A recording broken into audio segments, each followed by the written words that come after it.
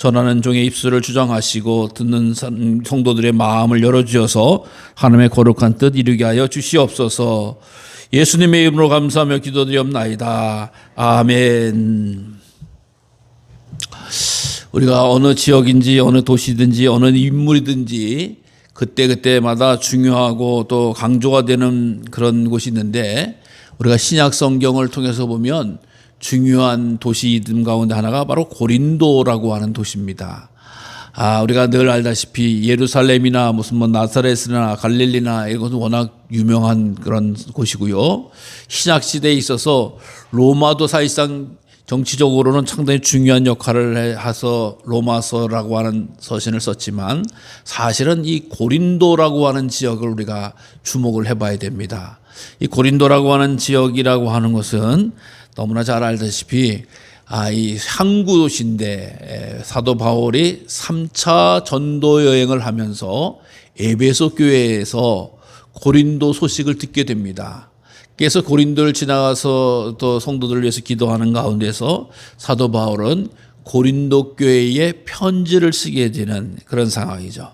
고린도 교회는 어떤 문제를 안고 있었냐라고 하는 것을 보니까 특별히 심각한 내적 분열을 갖고 있었다라는, 분열을. 그래서 고린도 교회는 4개 파가 있었다 그러죠. 게바파, 그리스도파, 아볼로파, 바울파, 베드로파. 여러분, 교회의 끝장은 뭔지 아세요? 바로 분열입니다. 교회의 끝장은 분열. 교회가 분열되기 시작을 하면은 그 누구도 참 말리기 쉽지 않아요. 저희도 목회를 오래 하면서 친구나 혹은 선후배들 관계 가운데서 분열된 교회에 부임하고 있고 사역하는 선후배 목사들의 이야기를 들어보면 너무 힘들다는 건 너무 힘들어요. 이분들은 교회 은혜 받으러 오시는 것보다 상대방이 나한테 우리 측에 뭐라고 그러냐라고 하는 것을 위해서 온 것 같다는 생각이에요. 와서 말씀 듣는 동안에 상대방 싫어하는 사람도 자기네 파가 아니라고 생각하는 사람이 옷을 어떻게 입었니, 뭐를 어떻게 입었니, 자세가 삐뚤이니 오르니, 예배 시간 내내 그것만 보인다는 거예요. 회의를 하더라도 상대방의 좀 건설적이고 귀한 이야기를 해서 좀 이렇게 그거를 추진하려고 하면 무조건 반대한다는 거예요. 여러분, 이게 분열의 증명이거든요. 그래서 참 분리의 영은 악령이고 분리의 영은 사단이다라고 하는 것이 다른 게 아니에요. 교회를 쉽게 해서 딱 분열시켜 놓으면 하나님의 일은 감당할 수가 없습니다. 서로 견제하고 서로 아웅다웅하느라고. 근데 고린도 교회는 몇 분열? 4분열이 되어 있는 거예요. 그러니까 오죽하겠어요. 적이 아닌 사람이 없는 거예요. 아유, 저거는 베드로만, 아유, 저건 바울만, 아유, 저건 아볼로만, 아유, 저거는 또 게바바만. 이렇게 이야기를 하면서, 그리스도만. 이렇게 하면서 아주 이 골치 아픈 상황이다라고 하는 거야. 그래서 이 교회의 분열을 회책하는 것은 아주 안 좋은 일이죠.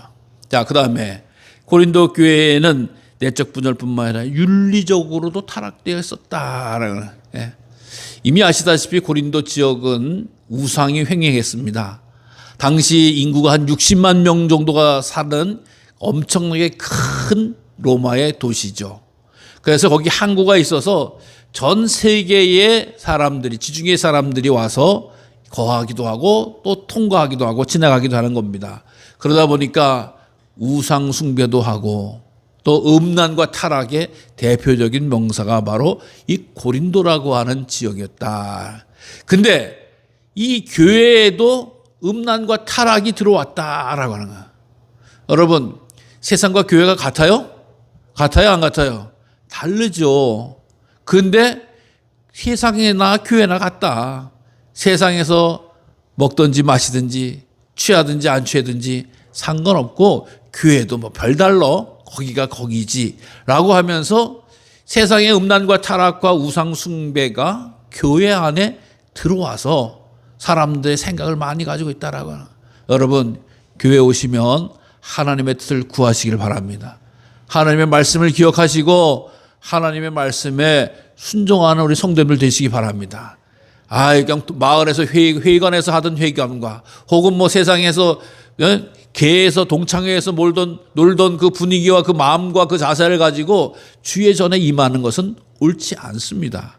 하나님은 구별되신 분이시고 우리들을 통해서 하나님의 나라로 이끌어 가시기를 원하시는 분이신 그런 하나님이에요. 그래서 세상의 타락과 세상의 병든 것은 절대 교회로 이식해서는 안 됩니다. 끊어버리시고 닫아버리시고 면회될 수 있는 그런 성도, 그런 믿음의 길을 가야 된다고 하는 것을 꼭 기억하시기를 바랍니다. 그래서 이 고린도라고 하는 곳이 야 휘황찬란하고 좋은 곳에 산다라고 하는 게 아니라 저 사람 고린도 사람 같잖아. 딱 그러면 뭐예요?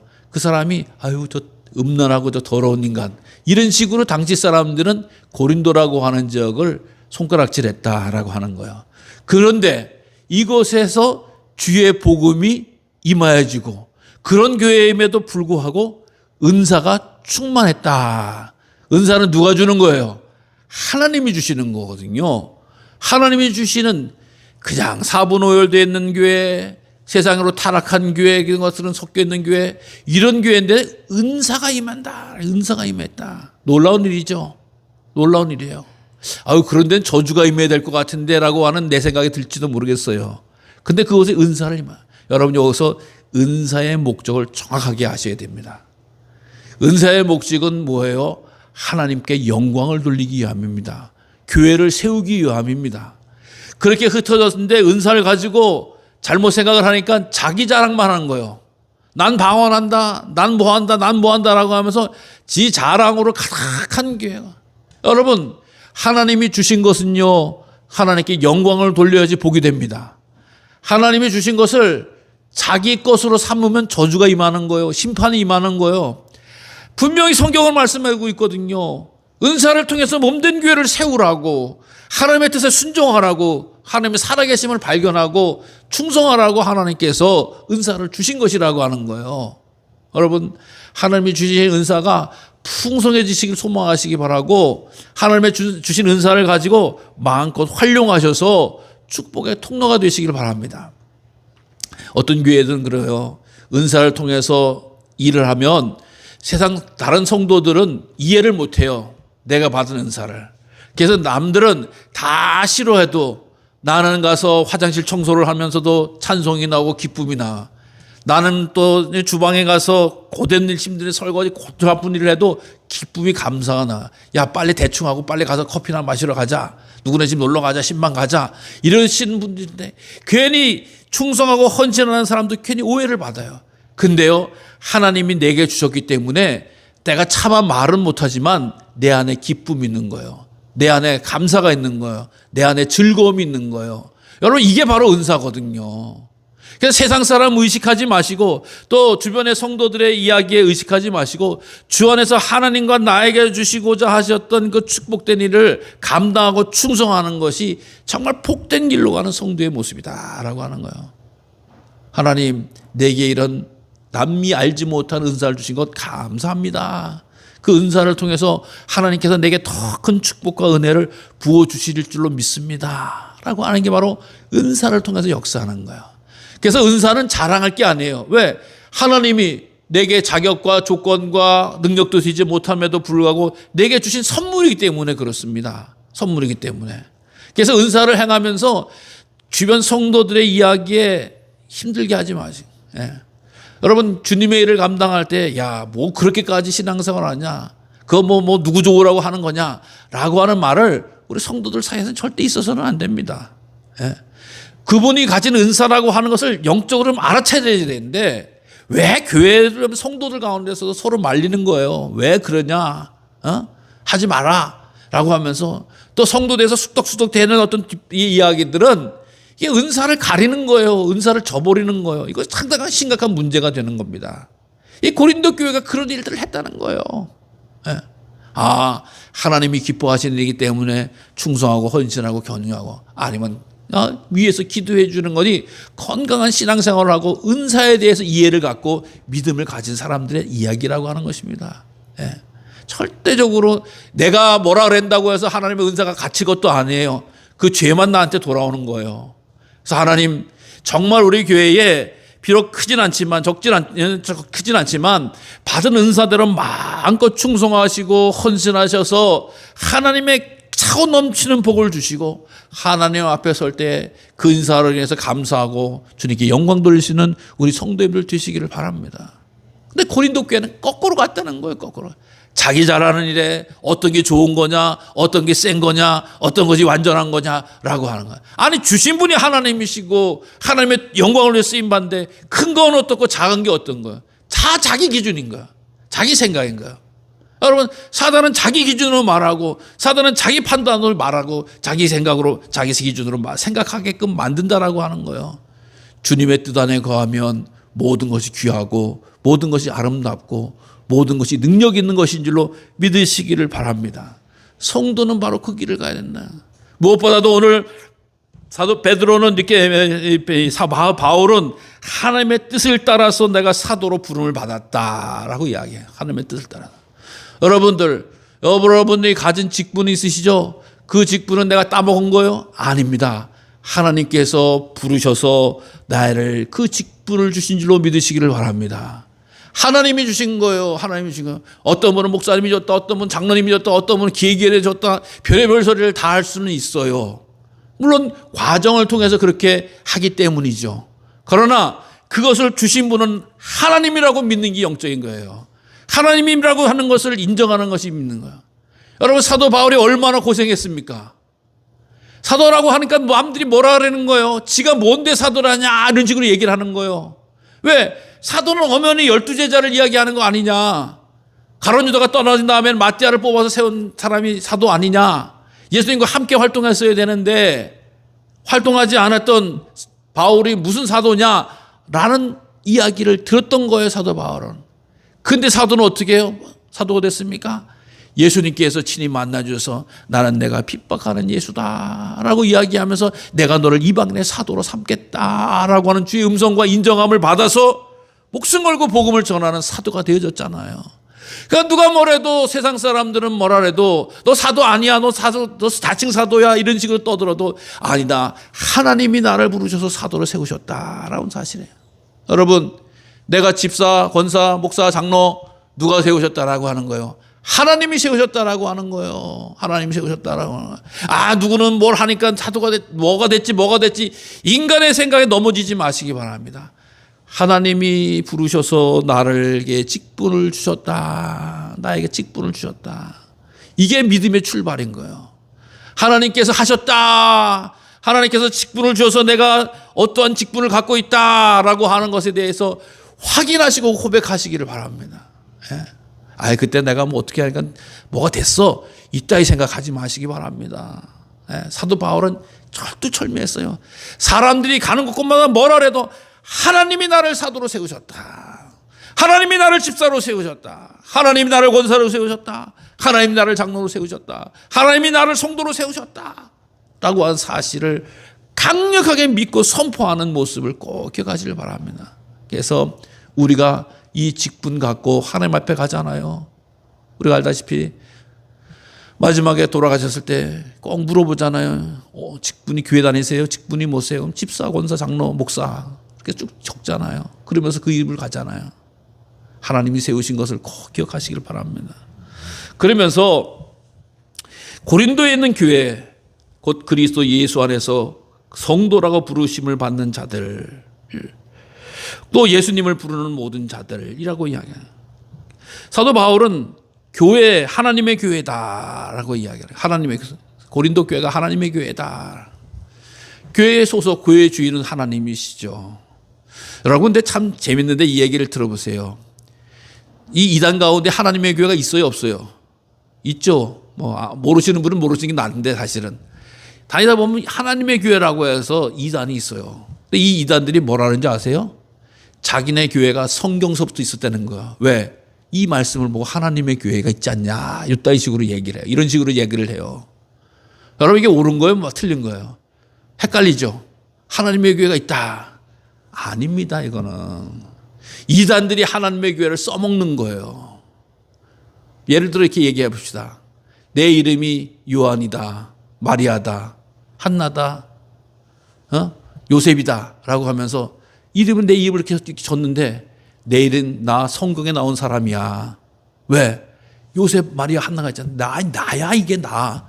이런 거하고 똑같다는 거야. 그러니까 전혀 어처구니 없는 소리를 이렇게 하는 사람들이 있어요. 근데 거기 헷갈려요. 모르니까 하나님의 교회가 성경에 나오니까 여태껏 있는 거 아니야, 이런 식으로 생각을 하는 사람이 없잖아 있어요. 절대 그런 게 아니에요. 혹시 헷갈리면은 그거 인정하거나 하지 마시고 저한테 물어보시라고. 물어보셔요. 가만히 계시지 마요. 이단들이 뭐라 하는데 이거 어떻게 하면 좋을까요? 물어보시면 제가 말씀을 드리게요. 내 이름이 요한이라고 해서 성경에 나온 사람이 내가 아니잖아. 지금의 하나님의 교회가 성경에 나오는 교회가 아닌데도 불구하고 이단들은 그걸 써먹는 거예요. 그렇게요. 여기 넘어가서는 안 된다는 거죠. 하나님의 교회는 주님이 핏값으로 사신 교회를 말해서 이 주인이 하나님이라고 하는 겁니다. 하도 이 교회가 네 거니 내 거니 누구 거니라고 하고 떠드는 인간들 때문에 하나님께서 하나님 거야 주님이 거야 라고 말씀해 주고 있는 것이고, 또 거기서 거룩한 성도들아 거룩한 무리다라고 하는 거예요. 이 성도가 하나님의 교회다라고 하는 이 말 아니겠어요? 여러분, 성도는 사람을 이야기하는 거고 하나님의 교회는 교회를 이야기하는 것 같은데 이 교회와 성도가 같은 말이라고 하는 거예요. 여기가 헷갈리게요. 예. 우리가 지난 주간에 신의 악단이라고 영화를 보셨잖아요. 정말 감동적이고 댓글 보도 아시다시피 많은 교회가 많은 성도들이 눈물 흘리면서 봤다라고 다 이렇게 댓글도 이렇게 표현하고 있고, 아마 보신 분들도 눈물을 나실 거예요. 안 보신 분들 잠깐 말씀을 드리면 그렇잖아요. 그 영화가 어떻게 시작됩니까? 북한에서 돈 원조를 2억 달러를 받으려고 돈을 내미는데 교회로 후원을 받는지 거기서 북한에 또 교회가 있고 예배드리고 특별히 부흥회를 해봐라. 부흥회를 하면 우리가 그거 확인하고 지원해 주겠다. 돈 2억 달러가 온다는데 뭔들 못하겠어요. 악단을 만들어가지고 만든 악단 데려다가 부흥회 연습을 시키잖아요. 찬양 연습을 시키잖아. 그러면서 어떻게 진짜처럼 하라고, 진짜보다 더 진짜같이 하라고. 그러니까 찬양도 뜨겁게 하고 통성기도도 뜨겁게 하고 말씀도 뜨겁게 읽고, 그건 너무 좋은 거야. 근데 사실 알고 봤더니 그 속에 진짜 북한 교인이 있는 거였던 거예요. 그래가지고 핍박을 받을 뻔하다가 그 돈을 올 때까지는 참자, 그 공연 끝나고는 죽여버리자, 이렇게 이야기를 했잖아요. 그러면서 그분들이 모여가지고 기도하고 찬송할 때 진짜도 있었지만 가짜도 있었지만 가짜도 진짜로 변하게 되는 말씀의 능력을 우리가 보게 되어지고, 특별히 진짜 성도들은 정말 내가 죽더라도 다른 사람을 살리겠다라고. 그러면서 우리는 그 사람들의 모임을 악단이라고 표현하지만, 신의 악단이라고 표현하지만, 그건 구체적으로 이야기하면 그것은 북한 교회예요. 북한, 또 우리 식으로 이야기하면 북한 지하교회의 실상을 이야기하는 거예요. 어떻게 보면. 그러니까 그 교회가 무슨 뭐 십자가 있었고 무슨 뭐 목사가 있고 무슨 뭐 예배가 헌금이 있고 뭐가 있는 게 아니라 주님의 이름으로 보인 사람들, 주님을 믿고자 목숨을 내놓고 하는 사람들을 우리는 교회라고 부르는 거예요. 북한 지하교회라고 부르는 거예요. 그 성도라고 부르는 거예요. 마찬가지라고 하는 거예요. 성도와 어떤 그 교회는 정말 주님의 것으로서 주님께 온전한 예배와 헌신을 드리는 것을 교회라고 하는 건데, 이 성도라고 부르는 받은 자들이다라고 하는 이 말씀을 하고 있다라고 하는 겁니다. 그래서 교회가 아름다운 하나님의 공동체이기도 하고, 또 우리가 아는 그런 이렇게 아름다운 성전이 있는 그 교회 건물이 있는 것도 교회라고도 부르면서 함께 한다라고 하는 것이에요. 그러면서 사도 바울은 이 사람들을 향해서 모든 은사를 주시면서 하나님께서 나타나시고 역사해 주신다라고 하는 거예요. 그래서 믿음의 길 간다라고 하는 것은 얼마나 귀하고 아름다운 일인지 알 수가 없는 겁니다. 하나님께서 믿음으로 살게 하신 그 백성들에게 하나님께서 은사를 부어주신다. 그래서 우리 믿음의 성도들은 하나님의 선물을 받은 사람들이다라고 하는 것을 꼭 기억하라고 하는 것이죠. 그래서 하나님께서 부르심을 받았다, 이것이 바로 성도들의 모습이고, 또 이것이 모여 주님의 이름을 모여서 예배하고 헌신하는 것이 또 성도들의 모습이고, 또 교회의 모습이고, 또 이 사람들에게는 하나님께서 은사를 부어주셨기 때문에 하나님과의 비밀하고 은밀한 그런 관계가 형성되어져 있다라고 하는 겁니다. 여러분, 성도라고 부르는데 어떤 분은 왜 저 사람이 성도야? 이렇게 이야기하는 사람도 없지 않아 있어요.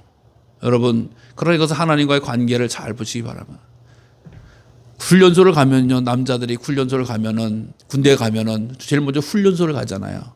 훈련소를 가가지고 요즘은 몇 주인지 모르겠네, 4주 혹은 6주 정도 훈련을 끝나면 일병을 달면서 군복을 갈아입습니다.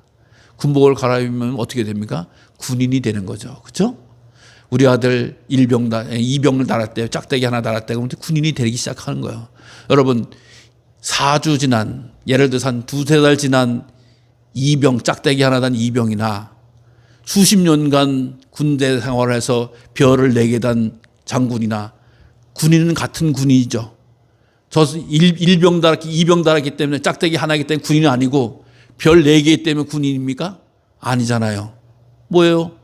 하나를 짝대기를 하나 다녔어도 군인이고 수십 년간 군 생활했던 별 4시던 여러 가지 부사관이던 이 사람도 다 군인입니다. 여러분 세상 사람들은요 1년 된 이 사람들 군인이라고 하지 않고 다 군인이라고 부르는 것처럼 성도들도 마찬가지예요. 성도들도요 영적으로 보면 이등병과 같은 성도가 있는 거예요. 또 장군과 같은 별 4개를 당한 장군과 같은 성도가 있는 거예요. 그런데도 다 우리는 성도라고 부르는 거예요. 성도가 완전했기 때문에 성도가 아닌 거예요. 착각하면 안 돼요. 우리는 그런 얘기를 들고 우리에게 죄책감이라는 것을 심기 위해서 성도가 그래서 돼? 집사가 그래서 권사가 돼? 그래서 돼? 이런 얘기를 가지고 마음을 힘들어할 때도 있는데, 근데 사실 완전한 사람이 성도가 되는 것이 아니라 누가 부르느냐에 따라서 성도가 되는 거예요. 하나님이 부르신 것에 대해서 응답하는 게 성도인 거다라고 하는 거예요. 네? 1개월 된 일병을 하나 짝대기를 하나 드는 사람도 군인이고 별 4개 군인인데 성도도 한 달 된 성도가 있을 수가 있는 거는 수십 년간 된 성도가 있을 수가 있는 거예요. 여러분 여기서 우리 감리교회 신학이 참 중요한데 웨슬리 목사님께서 그러면서 이 성도가 성화되는 것, 거룩해 되는 게 참 중요한 일이다라고 해서 성화된 모습을 살아가야 된다. 그러니까 우리 성도가 한번 부름받았다라고 끝나는 것이 아니라 예수님의 품 안에서 날마다 성장 성숙해 나가야 된다. 아니 교회 처음 나온 분한테 찬송가 찾아봐. 찾을 수 있겠어요? 찬송가 또 혹시 또 숫자 좀 들었던 학교 다녔던 분가 찾을 수 있을지 몰라. 성경 찾아봐. 디모데 찾아봐. 고린도 찾아봐. 사무엘 찾아봐. 무슨 예언서 있는 것 중에서 하나 찾아봐. 못 찾습니다. 아니 수십 년간 신앙생활하는 분도 못 찾아. 그러면 창세기부터 넘어가기 시작하고 신약도 마태복음부터 넘어가면서 찾기인데 처음 신앙생활하는 사람은 이게 성경에 있는지 없는지 이게 뭔 소리라는지 도대체 모르는 거예요. 근데 그 사람이 성도가 아닙니까? 교회 나와서 믿음 생활하는. 이렇듯 훈련되어지고 익숙해지지 못한 그런 성도가 있을 수 있고 그것에 능수능란하게 숙련된 성도가 있을 수 있다라고 하는 거예요. 그 때문에 성도라고 하는 것이 주님께서 불러주셨다라고 하는 것이 성도고 주님 안에서 예수님을 따라가려고 부단히 노력하면서 쫓아가 성장 성숙하려고 하는 사람이 성도고 부름받은 자의 모습이라고 하는 거예요. 그 이유가 무엇이냐라고 하는 거예요. 주님과 교제하면서 미쁘신 하나님을 믿기 때문이다 라고. 미쁘신 하나님. 마지막 절에 하나님은 미쁘시다. 사도 바울이 왜 그렇게 죽어라 힘들게 헌신하고 쫓아가느냐. 하나님만이 미쁘시다. 믿고 신뢰할 만하다. 여러분 믿고 신뢰할 만 하나님이기 때문에 자기 인생을 들여서 쫓아가고 헌신하고 달려가는 바울의 고백이라고 하는 겁니다. 우리가 살아갈 때 좋은 이웃을 만나도 좋은 성도들을 만나도 너무 행복해요. 같이 앞뒷집인데 원수같이 싸우는 사람을 만나면요 골치 아파요. 행복하지 않아요. 그 집 대문만 봐도 침이 튀어나올 수도 있어요. 근데요 정말 앞뒷집이 형제 같고 형제보다 더 친하고 좋으면 삶이 행복해요. 그냥 문도 활짝 열어놓고 서로 주거니 받거니 먹거니 맞거니 갔다 하면서 서로 의지하면서 하면서 만약에 그 집 이사 간다면 정말 눈물을 펑펑 흘려요. 어렸을 때 보면 어머니가 앞집에서 이사 간다면 좋은 집 형제같이 지나친 집 지나니까 막 눈물을 흘리시는 거야. 내가 그 애기도 봐주고 그랬는데 하면서. 근데 그렇지 않은 거 아니겠어요? 네. 좋은 이웃만 만나도 행복하고 신뢰하고 즐거운 생활인데 여러분 미쁘신 하나님을 만나서 생활하니까 인생 모든 건 내어놓고 따라가도 행복하다는 거예요. 좋다는 거예요. 여러분 이 사도 바울은 미쁘신 하나님 때문에 인생을 전부 다 드렸잖아요. 지위, 권세, 학식, 백그라운드, 시민권 모든 것 하나에도 온전하다라고 하는 행복했다라고 하는 거예요. 네. 우리 인생은 하나님을 만나야지 복된 거잖아요. 우리가 하나님과 또 동행해야지 복된 거잖아요. 하나님한테 뭐라 그러는 게 아니라 하나님께서 내게 뭐라 하시는 것인가라고 하는 것을 잘 듣고 따르는 것이 감사하고 복된 일 아니겠습니까? 이것을 알고 믿는 사도 바울은 고린도 교회 미쁘신 하나님을 통해서 살아가는 모습을 가져야 된다라고 하는 거예요. 여러분, 우리가 무엇을 해도 하나님이 인정해 주시면 다 되는 거예요. 세상 사람 몰라줘도 돼요. 하나님이 그렇다면 감사하고 기쁨이 넘치는 거예요. 소망이 있는 거예요. 그 하나님께서 나를 믿어주시고 계시고 나를 인도하고 계시고 나를 지켜주신다는 사실이 너무 감사하고 행복해요. 그러니까 그 신뢰할 만한 하나님이 원하시는 것, 하나님이 기뻐하신 것 따르고 추구하는 것, 가장 복된 일이다라고 하는 거예요. 지난주에도 말씀드렸잖아요. 하나님의 뜻이 아닌 것을 알면서 그 짓을 행하면서는 안 된다. 하나님께서 우리 가장 정확하게 아시고 온전하게 아시고 온전하게 이끌어 가시는 하나님이기 때문에 하나님이 기뻐하시는 뜻을 알면 무조건 순종하라. 최선을 다해서 순종하라. 예? 불신앙 거부는 내 선택이 아니라 하나님의 심판이다라고. 하나님께서 우리에게 얼마나 기대하고 계시고 귀한 복을 주시려고 계시고 얼마나 놀라운 축복으로 함께 하시는데 그것 거절해서는 안 된다라고 하는 거예요. 사랑하는 성도 여러분, 하나님과 잘 뜻을 알고 믿으시고 살아셔서 우리가 있는 그 태도 자세를 잘 기어나갈 수 있는 성도님들 되시기 바랍니다. 우리는 누구입니까? 하나님의 부름을 받은 주의 성도입니다. 하나님 앞에서 성장 성숙해 나가는 성도인 것입니다. 오직 미쁘신 하나님만 의지하고 가는 성도라고 하는 것을 꼭 기억하시길 바라고 주님 다시 오시는 그날까지 승리하는 우리 모두가 되시기를 간절히 주님의 이름으로 축원합니다. 기도하겠습니다.